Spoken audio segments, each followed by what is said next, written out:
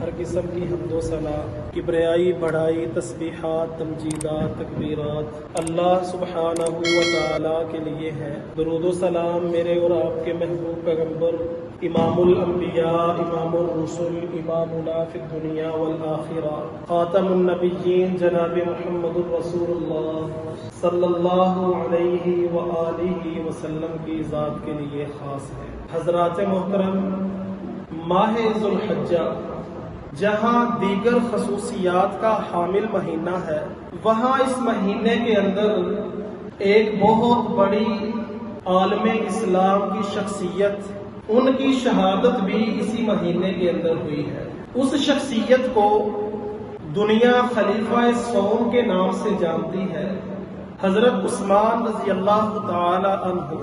نبی اکرم صلی اللہ علیہ وسلم کی وفات کے بعد بالاتفاق پہلے خلیفہ حضرت ابو بکر صدیق رضی اللہ تعالی عنہ ہے، اور حضرت ابو بکر صدیق رضی اللہ تعالی عنہ کی وفات کے بعد بالاتفاق دوسرے خلیفہ مسلمانوں کے جناب عمر فاروق رضی اللہ تعالی عنہ ہے،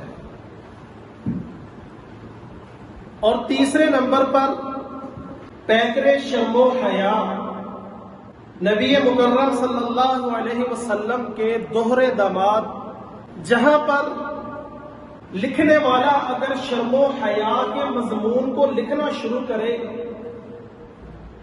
تو وہ اپنے شرم و حیا کے مضمون کو اس وقت تک ختم نہیں کر سکتا جب تک وہ حضرت عثمان کا تذکرہ اس مضمون کے اندر نہ کرے۔ یہ وہ عثمان ہے جن سے رب کے فرشتے بھی حیا کرتے ہیں، اور یہ وہ عثمان ہیں جن کے نکاح کے اندر نبی صلی اللہ علیہ وسلم نے اپنی 2 بیٹیاں دی ہیں، اور جب بھی دین اسلام کو مالی تعاون کی ضرورت پڑی ہے، نبی صلی اللہ علیہ وسلم کے دور کے اندر اللہ رب العزت نے حضرت عثمان رضی اللہ تعالی عنہ کو بڑی مالی وسعت دی ہوئی تھی، بہت امیر، اور صرف امیر ہی نہیں تھے بلکہ اللہ رب العزت نے یہ جگرہ بھی عطا کیا تھا، اتنا بڑا دل بھی دیا ہوا تھا کہ بغیر حساب کتاب کیے، بغیر گنے اللہ کے راستے کے اندر اپنا مال خرچ کر دیتے تھے۔ مسجد نبوی کی توسیع کا معاملہ ہو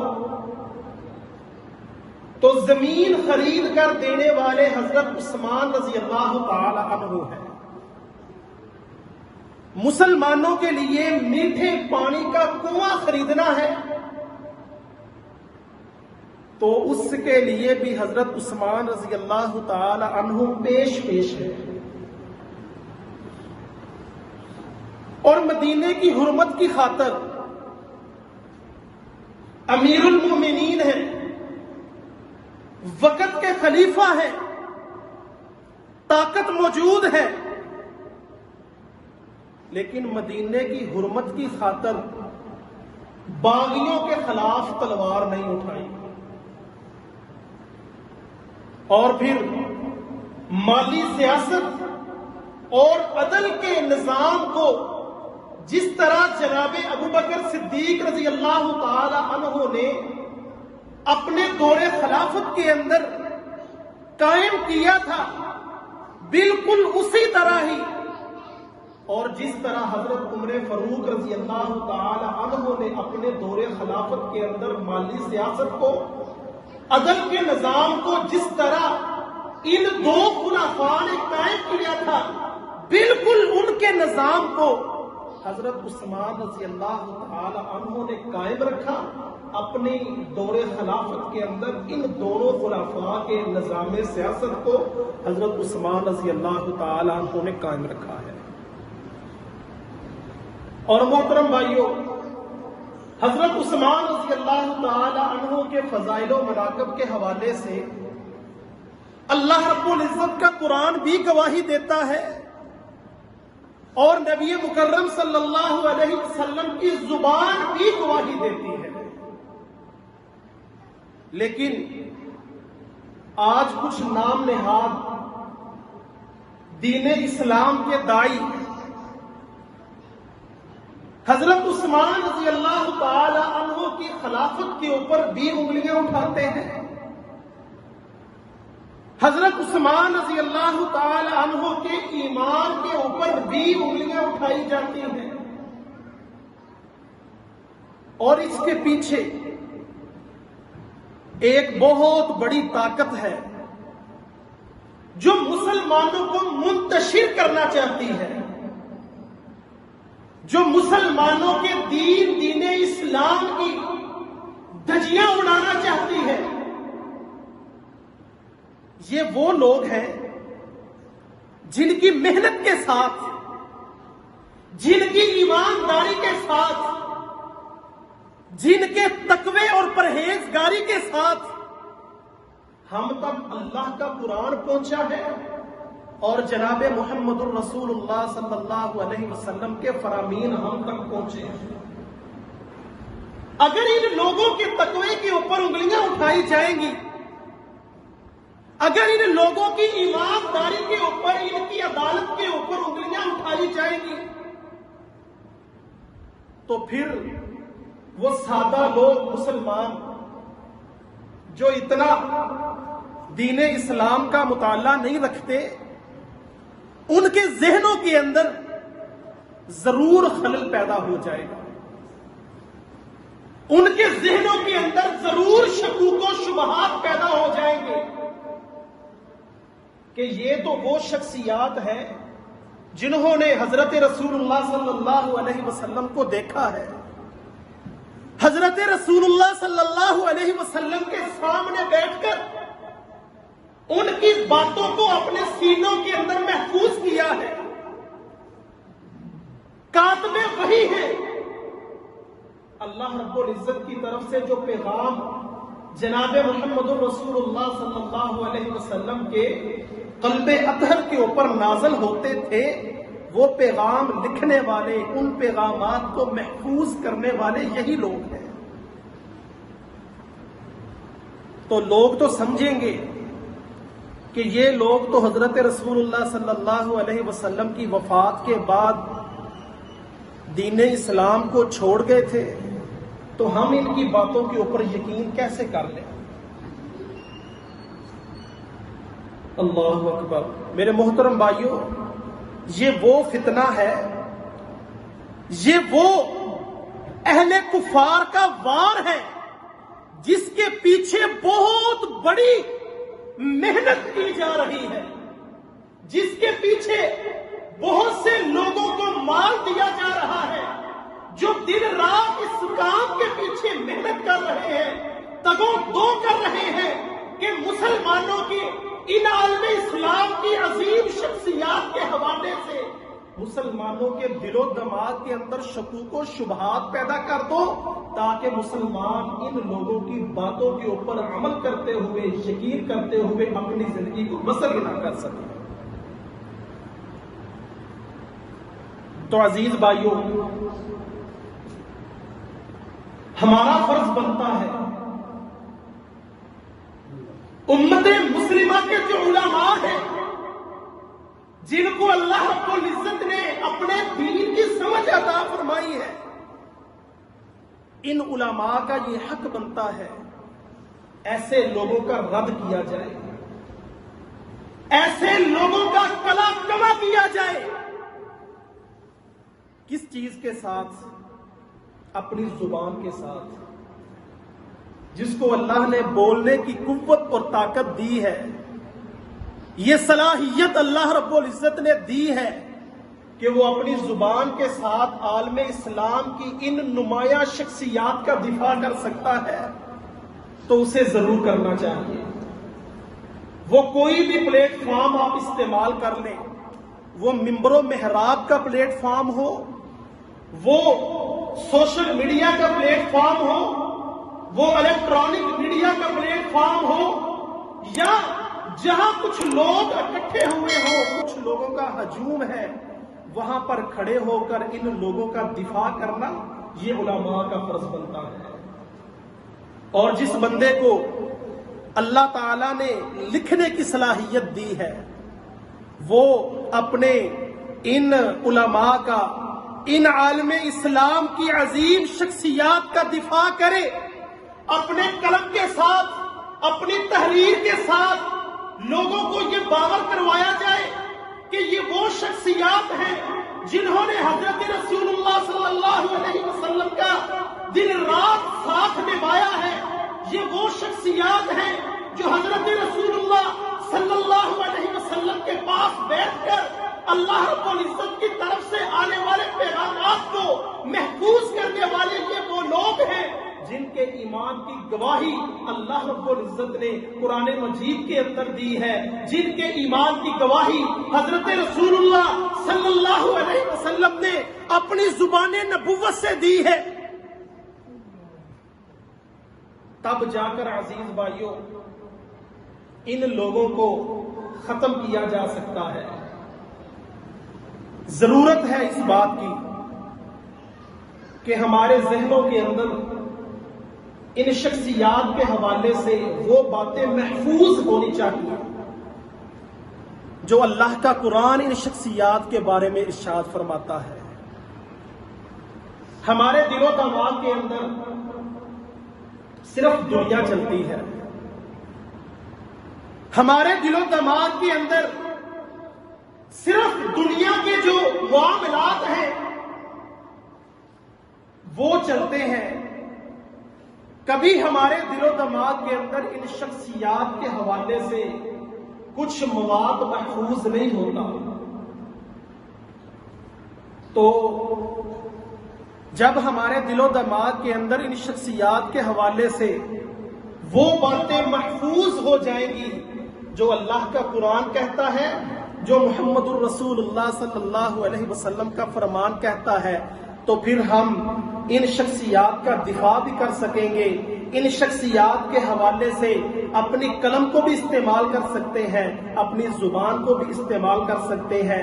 میں اللہ سے دعا کرتا ہوں کہ اللہ رب العزت ہمیں ان شخصیات کا دفاع کرنے کی توفیق عطا فرمائے تاکہ ہمارا دین محفوظ ہے، اور ہمارے دین کے متعلق وہ لوگ جو اس دین کو ختم کرنا چاہتے ہیں، وہ لوگ جو اس دین کو اپنے منہ کی پھونکوں سے اڑانا چاہتے ہیں، وہ لوگ ہمارے دین کو ختم نہ کر سکیں۔ جب ہم اس بات کے لیے تیار ہو جائیں گے، ہماری زبان، ہمارا ہاتھ، ہمارا قلم ان شخصیات کے دفاع کے لیے جب ہر وقت تیار رہے گا۔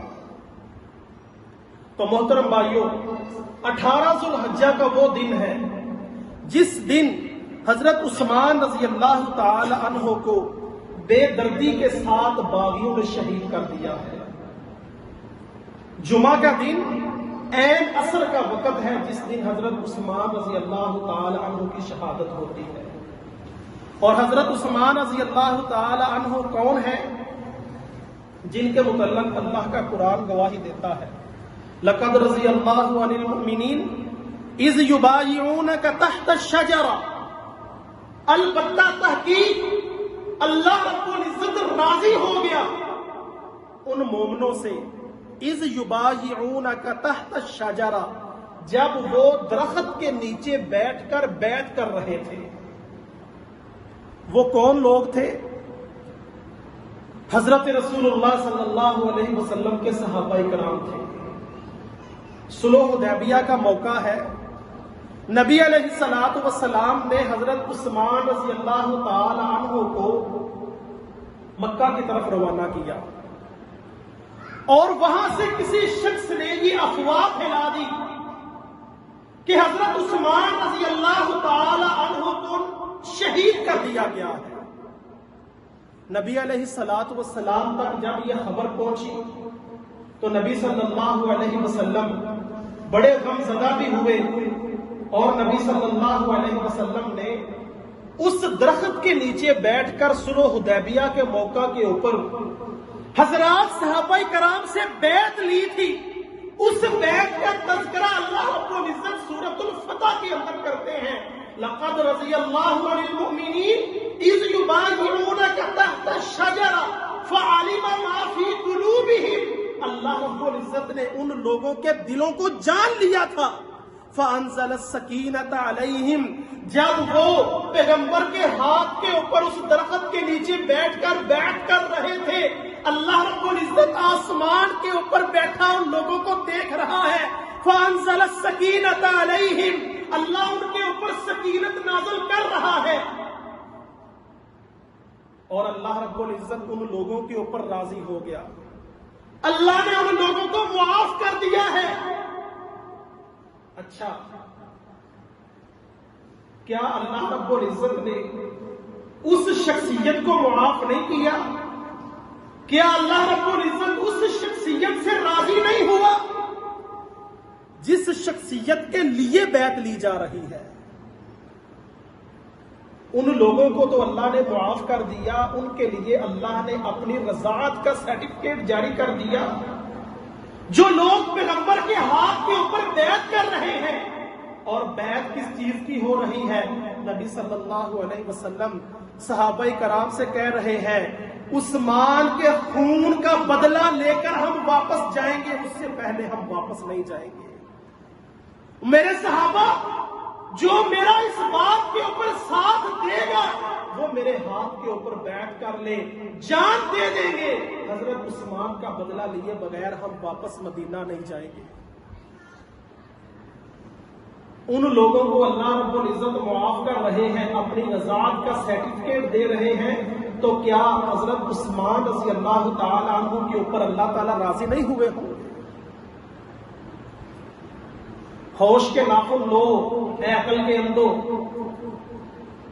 جو تم حضرت عثمان کی خلافت کے اوپر بہت بڑے بڑے اعتراضات کرتے ہو، حضرت عثمان کے ایمان کے اوپر تم بڑے بڑے اعتراضات کرتے ہو، آؤ اللہ کا قرآن پڑھو، اللہ کے قرآن کی آیات کو پڑھو، غور و فکر کرو یہ آیت کس کے حوالے سے اللہ تعالیٰ نے نازل کی ہے. لقد رضی اللہ عن المؤمنین اذ یبایعونک تحت الشجرہ فعلم ما فی قلوبہم فانزل السکینۃ علیہم وَأَصَابَهُمْ فَتْحًا قَرِيبًا. نبی صلی اللہ علیہ وسلم ارشاد فرماتے ہیں، حضرت جابر بن عبداللہ رضی اللہ تعالیٰ عنہ بیان کرتے ہیں، حدیبیہ کے دن نبی صلی اللہ علیہ وسلم نے ارشاد فرمایا تم زمین والوں میں سب سے زیادہ بہتر لوگ ہو.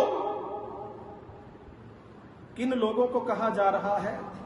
جو حضرت عثمان کے لیے اپنی جان کو قربان کرنے کے لیے تیار ہے اور نبی کے ہاتھ کے اوپر بیعت کر رہے ہیں. نبی صلی اللہ علیہ وسلم ان لوگوں کو کہہ رہے ہیں زمین والوں میں تم سب سے زیادہ بہترین لوگ ہو.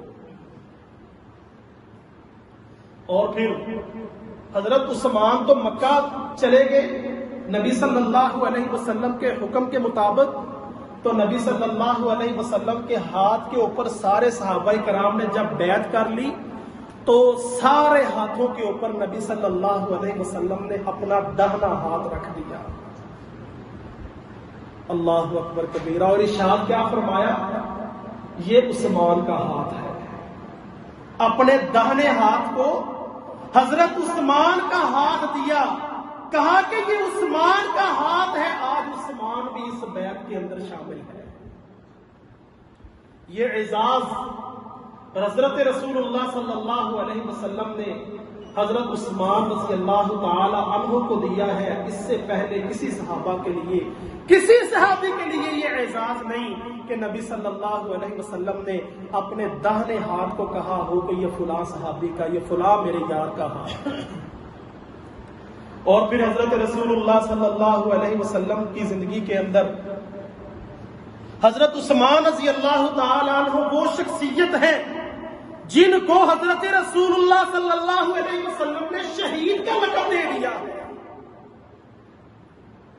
حضرت رسول اللہ صلی اللہ علیہ وسلم احد پہاڑ کے اوپر تشریف فرما ہے اور نبی اکرم صلی اللہ علیہ وسلم کے ساتھ حضرت ابو بکر بھی ہیں، حضرت عمر بھی ہیں اور حضرت عثمان بھی ہیں. احد پہاڑ کانپنا شروع ہو گیا. حضرت رسول اللہ صلی اللہ علیہ وسلم نے فرمایا اسبت احد، اے احد ٹھہر جا، قرار پکڑ، اے احد قرار پکڑ، کیا تجھے نہیں پتا تیرے اوپر ایک نبی ہے، ایک صدیق ہے اور 2 شہید ہیں۔ حضرت رسول اللہ صلی اللہ علیہ وسلم نے حضرت عثمان رضی اللہ تعالی عنہ کو اپنی زندگی کے اندر ہی شہید کا لقب دے دیا تھا، اور پھر حضرت عثمان رضی اللہ تعالی عنہ 10 مبشرہ صحابہ کرام میں شامل ہیں، وہ 10 صحابہ کرام جن کے متعلق حضرت رسول اللہ صلی اللہ علیہ وسلم نے اپنی زندگی کے اندر ہی جنت کی بشارت سنا دی تھی۔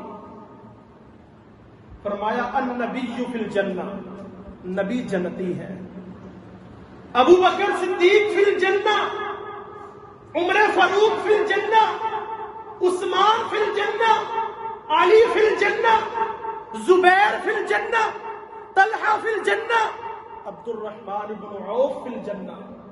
نبی اکرم صلی اللہ علیہ وسلم نے 10 صحابہ کرام کا نام لیا، وہ 10 مبشرہ صحابہ کرام ہیں جن کے متعلق حضرت رسول اللہ صلی اللہ علیہ وسلم نے اپنی زندگی کے اندر ارشاد فرما دیا تھا کہ یہ جنتی۔ حضرت رسول اللہ صلی اللہ علیہ وسلم کی بات کو ہم جھٹلا نہیں سکتے، نبی علیہ الصلوۃ والسلام کے فرامین کو ہم جھٹلا نہیں سکتے، یہ نبی کا فرمان ہے، صحیح حدیث ہے، اور اعتراض کرنے والے اعتراض آج بھی کر رہے ہیں، وہ حضرت ابو بکر صدیق کی شخصیت ہو، وہ حضرت عمر فاروق کی شخصیت ہو، وہ حضرت عثمان و علی رضی اللہ تعالی عنہ کی شخصیت ہو، اعتراض کرنے والے اعتراض ہی کرتے رہے۔ اور پھر حضرت رسول اللہ صلی اللہ علیہ وسلم اپنے گھر کے اندر تشریف فرما ہے، اور گھر بھی کس کا ہے؟ حضرت عائشہ رضی اللہ تعالی عنہا کا۔ کسی کام کے لیے حضرت ابو بکر صدیق رضی اللہ تعالی عنہ نبی علیہ الصلوۃ والسلام کے پاس آئے، اجازت مانگی، حضرت رسول اللہ صلی اللہ علیہ وسلم اپنے گھر کے اندر ہیں، ران سے بھی کپڑا ہٹا ہوا ہے اور پنڈلی سے بھی کپڑا ہٹا ہوا ہے، ران بھی ننگی اور پنڈلی بھی ننگی ہے۔ ابو بکر صدیق رضی اللہ تعالی عنہ آئے، نبی علیہ الصلوۃ والسلام سے اجازت مانگی، حضرت رسول اللہ صلی اللہ علیہ وسلم جیسے بیٹھے ہوئے تھے ویسے ہی اجازت دے دی کہ ابو بکر کو اندر آنے کی اجازت دی جائے۔ آئے، حضرت رسول اللہ صلی اللہ علیہ وسلم کے پاس بیٹھے، جو کام تھا وہ کام کی بات کی اور چلے گئے۔ اس کے بعد حضرت عمر فاروق رضی اللہ تعالی عنہ آئے، اجازت مانگی، حضرت رسول اللہ کے پاس بیٹھے، جو کام کی بات ہے وہ کی اور چلے گئے اٹھ کر۔ تو نبی صلی اللہ علیہ وسلم بھی اسی طرح تشریف فرما ہے، ران بھی ننگی ہے، پنڈلی بھی ننگی ہے۔ اور تیسرے نمبر پر حضرت عثمان رضی اللہ تعالی عنہ آتے ہیں، اجازت مانگی، پوچھا کون؟ فرمایا حضرت عثمان رضی اللہ تعالی عنہ آئے ہیں۔ نبی صلی اللہ علیہ وسلم فوراً سیدھے ہوئے، اپنی پنڈلی کے اوپر بھی کپڑا رکھا اور اپنی ران کو بھی ڈھانپ لیا۔ حضرت عثمان کو اجازت دی، آئے، رسول اللہ صلی اللہ علیہ وسلم کے پاس بیٹھے اور چلے گئے۔ حضرت عائشہ رضی اللہ تعالی عنہا یہ سارا منظر دیکھ رہی ہے۔ اللہ کے رسول صلی اللہ علیہ وسلم سے پوچھا، اللہ کے رسول، میرے بابا حضرت ابو بکر صدیق رضی اللہ تعالی عنہ آئے ہیں، آپ نے اپنی ران کو بھی نہیں ڈھانپا، اپنی پنڈلی کو بھی نہیں ڈھانپا، اسی طرح بیٹھے رہے ہیں۔ عمر فاروق رضی اللہ تعالی عنہ آئے ہیں، اسی طرح بیٹھے رہے ہیں، لیکن جب عثمان کی باری آئی ہے تو آپ نے اپنی ران کو بھی ڈھانپ لیا، اپنی پنڈلی کو بھی ڈھانپ لیا، یہ کیا ماجرا ہے؟ کہا عائشہ، کیا میں اس شخصیت سے شرم و حیا نہ کروں جس سے شرم و حیا رب کے فرشتے بھی کرتے ہیں؟ یہ ہے حضرت عثمان رضی اللہ تعالی عنہ کا مقام اور مرتبہ۔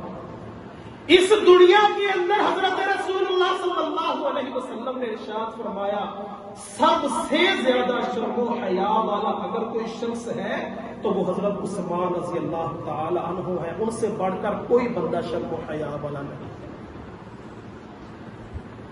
اور عزیز بھائیوں، ان کی سخاوت کی تو باتیں آپ سنتے رہتے ہیں، کہیں پر مسلمانوں کے لیے مسجد نبوی کی توسیع کے لیے زمین لے کر دے رہے ہیں، اور کہیں پر مسلمانوں کے لیے میٹھے پانی کا کنواں خرید کر وقف کیا جا رہا ہے، اور کہیں پر بہت بڑا باغ حضرت عثمان رضی اللہ تعالی عنہ کھجوروں کا مسلمانوں کے لیے وقف کر رہے ہیں، اور کہیں پر 100 اونٹ بما ساز و سامان اللہ کے رسول صلی اللہ علیہ وسلم کو پیش کیا جا رہا ہے، اور رسول اللہ صلی اللہ علیہ وسلم بھی خوشخبریاں سنا رہے ہیں، اے عثمان آج کے بعد اگر تو کوئی بھی نیک عمل نہیں کرے گا تو اللہ تعالیٰ پھر بھی تیرے اوپر راضی ہے، اللہ نے تیرے اوپر جنت کو واجب کر دیا ہے۔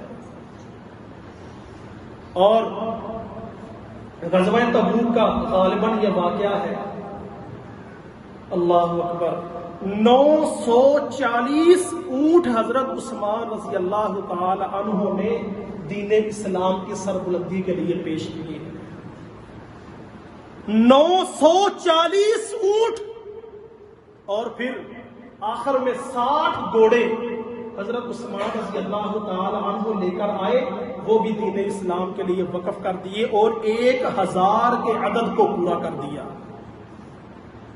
ہے کوئی آج اتنا سخی؟ 1000 کا عدد حضرت عثمان رضی اللہ تعالی عنہ نے پورا کیا۔ 940 اونٹ، کتنے کا اونٹ ہے آج؟ ایک 4-5 لاکھ روپے کا اونٹ ہے۔ ذرا کیلکولیشن کر کے دیکھیے کہ آج کے اس جدید دور کے اندر کتنے ارب روپیہ بنتا ہے جو حضرت عثمان رضی اللہ تعالی عنہ نے اس وقت دین اسلام کی سربلندی کے لیے وقف کیا تھا۔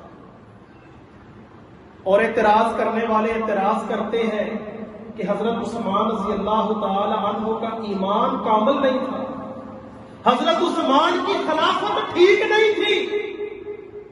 اللہ تعالیٰ ایسے لوگوں کو سمجھ عطا فرمائے۔ اللہ رب العزت ہمیں ان شخصیات کا دفاع کرنے کی بھی توفیق عطا فرمائے، اور ان شخصیات کی جو کامل محبت ہے اللہ رب العزت وہ بھی ہمارے دلوں کے اندر پیدا فرما دے۔ وَقُولُوا قَوْلِي هَذَا أَسْتَغْفِرُ اللَّهَ لِي وَلَكُمْ وَلِسَائِرِ الْمُسْلِمِينَ وَاسْتَغْفِرُوهُ إِنَّهُ هُوَ الْغَفُورُ الرَّحِيمُ۔